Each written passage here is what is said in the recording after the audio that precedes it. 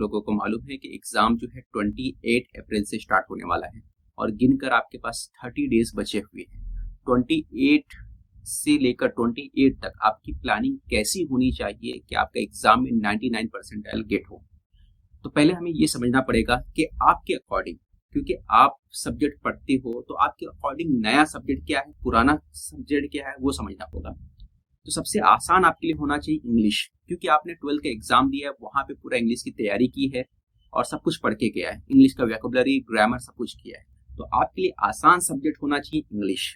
तो इंग्लिश की ग्रामर का जो रिवीजन पार्ट है उसको पूरा रिवाइज कर लो, सारी चीजें रिवाइज कर लो और परफेक्ट कर लो, क्योंकि 30 मार्क्स यहाँ से कवर होने वाला है। तो डेली आपको कम से कम 1 घंटा आपको इंग्लिश देना है और सारी चीजें बच्चों रिवाइज कर लेना है। तो आपको प्रॉमिस करना है कि भाई हमें टाइम टेबल के अकॉर्डिंग डेली 1 घंटा क्या देना है, इंग्लिश को देना है। अब दूसरा सेक्शन आते हैं हम लोग, 30 मार्क्स के लिए आता है रीजनिंग और मैथ्स। रीजनिंग और मैथ्स दोनों मिलाकर 30 मार्क्स के होते हैं।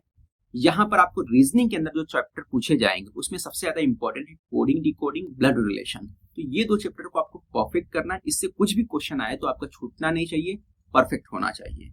ये हो गया कोडिंग डिकोडिंग के बाद नंबर सीरीज करना है। फिर आपका अगला इंपॉर्टेंट चैप्टर होता है सिंप्लीफिकेशन, वो आपको परफेक्ट करना है। और मैथ्स के अंदर आपका डीआई का जो सेक्शन होता है, जो बिल्डिंग वाले क्वेश्चन होते हैं, बार वाले क्वेश्चन है, वो करना है। कुछ इंपॉर्टेंट टॉपिक जो है आपको कवर करना है। तो वो टॉपिक है आपके परसेंटेज हो गया, रेशियो प्रोपोर्शन हो गया, एवरेज हो गया, ये इंपॉर्टेंट टॉपिक है, ये आपको कवर करके जाना है। ठीक है। और डेली आपको 2 घंटा देना है, 1 घंटा मैथ्स के लिए देना है, 1 घंटा रीजनिंग के लिए देना है। टोटल 2 घंटा अगर आप देते हो तो डेफिनेटली आपका मार्क जो है इसमें 30 में से कम 24-25 कवर होने वाला है। अब आते हैं हम कंप्यूटर पे। कंप्यूटर बहुत इजी होता है। ठीक है। कंप्यूटर का एक पीडीएफ मैं आपको दे दूंगा, वो पीडीएफ को आपको अच्छे से पढ़ लेना और रिवाइज कर लेना है।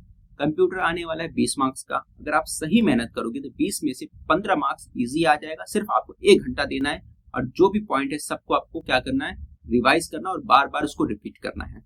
तीसरा काम क्या करना है, इसके बाद 3 हो गया, आप सॉरी चौथा काम देखते हैं लोग। चौथा क्या आपका, चौथा है जीके का, जहां पे मार्क्स कटने के चांसेस बहुत ज्यादा होते हैं।